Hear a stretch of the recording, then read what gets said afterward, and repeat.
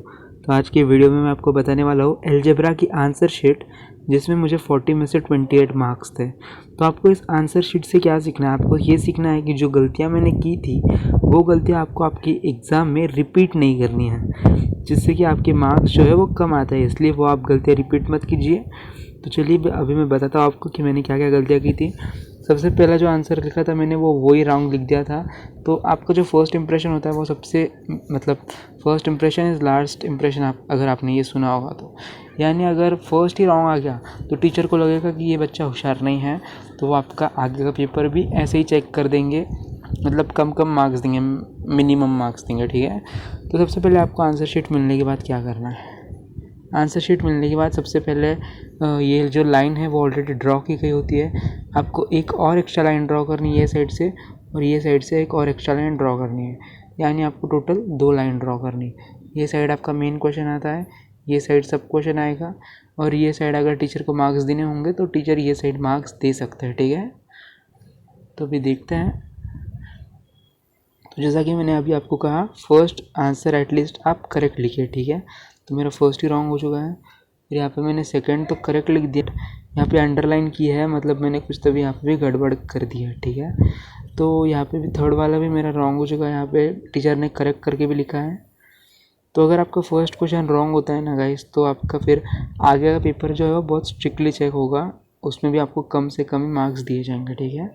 But फिर भी अगर आप यहाँ गौर से देखोगे तो हमें 4 सॉल्व करने थे फर्स्ट क्वेश्चन में, बट मैंने 6 सॉल्व किए हैं। 1 2 3 4, 4 सॉल्व करने थे, मैंने 6 सॉल्व किए।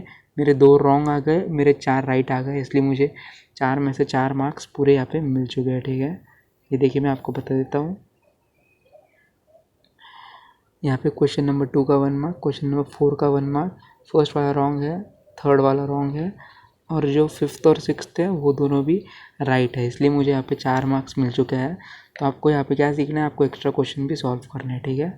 जिससे कि आपके मार्क्स कम नहीं होंगे। फिर यहाँ पे 2 मार्क्स के क्वेश्चन होते हैं, उसमें भी मेरा जो है दोनों रॉन्ग हो चुके हैं, क्योंकि गाइस मैंने ये पेपर में बिल्कुल भी पढ़ाई नहीं की थी, मुझे बुखार था इसलिए पढ़ाई नहीं कर पाया था। ठीक है। तो आपको पढ़ाई करके जाना है अच्छे से। ये फर्स्ट वाला भी मेरा रॉन्ग हो चुका है, यहाँ पे टीचर ने पूरा करेक्ट करके दिया है मुझे। अगर आप चाहें तो इसका क्वेश्चन पेपर भी रेफ़र कर सकते हो, मैंने क्वेश्चन पेपर ऑलरेडी अपलोड कर रखा है। ठीक है। सेकंड भी रॉन्ग हो चुका है, एडिशन करना था। चलो गाइस, क्या है यहाँ पे x और y की वैल्यू फाइंड आउट करनी थी, तो मैंने यहाँ पे x की वैल्यू तो फाइंड आउट कर ली। ठीक है। x की वैल्यू 7 आ गई, मुझे यहाँ पे 1 मार्क मिल चुका है। बट y की तो वैल्यू मैंने फाइंड आउट की नहीं, तो y की वैल्यू क्या है? ये x plus Y is equal to 8।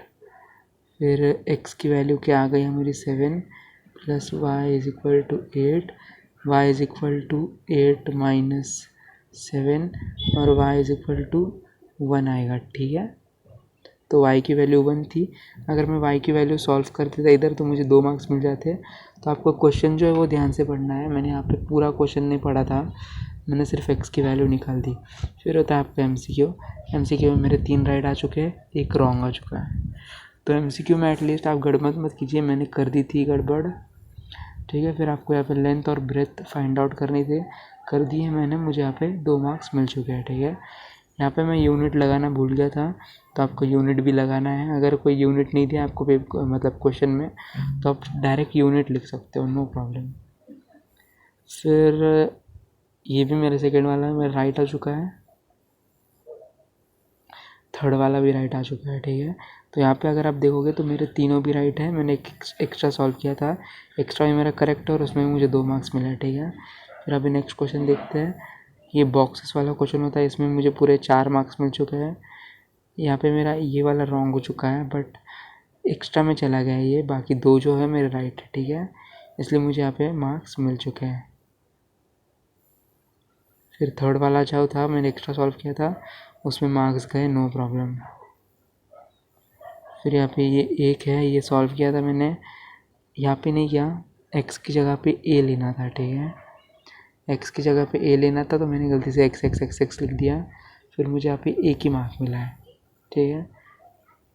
यहाँ पे मुझे 1 मार्क मिला है, क्योंकि मेरा जो ऊपर के जो स्टेप्स थे वो करेक्ट थे बट नीचे के रॉन्ग आ चुके थे, इसलिए मुझे यहाँ पे 1 ही मार्क्स मिला। तो आपको अलजेब्रा ज्योमेट्री में स्टेप्स के मार्क्स मिलते हैं, ठीक है। फिर यहाँ पे फिर से 2 मार्क्स मिल चुके हैं मुझे।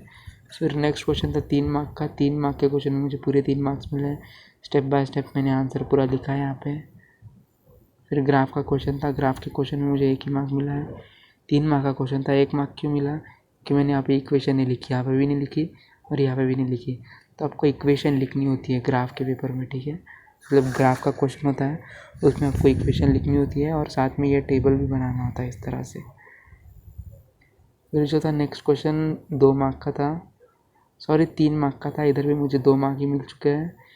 क्यों? क्योंकि मेरे जो फाइनल आंसर्स है, ये फाइनल आंसर और ये फाइनल आंसर दोनों रॉन्ग आ गया है। बाकी ऊपर का स्टेप जो है राइट है, इसलिए मुझे यहाँ पे 2 मार्क्स मिले हैं, ठीक है। फिर यहाँ पे मुझे 3 मार्क का क्वेश्चन था, यहाँ पे मुझे 1 ही मार्क्स मिला है,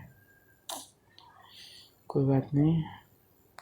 और यहाँ पे भी अगर देखोगे तो मेरा तो ये फाइनल आंसर ही रॉन्ग आ चुका है। ये फाइनल आंसर रॉन्ग आ गया तो ऊपर के स्टेप्स आपके देखेंगे भी नहीं, ठीक है। तो आपका फाइनल आंसर राइट आने को होना चाहिए। फिर यहाँ पे था क्रैमर्स रूल का, ये भी 3 मार्क का क्वेश्चन था। यहाँ पे मुझे 2 ही मार्क मिले हैं क्योंकि इधर भी मेरे बहुत सारे गड़बड़ हो चुकी है, ठीक है। तो देखा आपने आपका पेपर कैसा चेक होता है, इस तरह से आपका पेपर चेक होते हैं। आई होप मैंने जो गलतियाँ की है वो गलतियाँ आप ना करें। मैंने आपको बता दिया है कि मैंने क्या क्या गलतियाँ की हैं, वो गलतियाँ आप आपके फाइनल पेपर में रिपीट मत कीजिए, ठीक है। तो आई होप आपको वीडियो हेल्पफुल रहा हो तो वीडियो को लाइक कीजिए। चैनल पर फर्स्ट टाइम है तो चैनल को सब्सक्राइब कर दीजिए। मिलते हैं नेक्स्ट वीडियो के साथ जल्दी, तब तक के लिए good bye, take care, stay home, stay safe.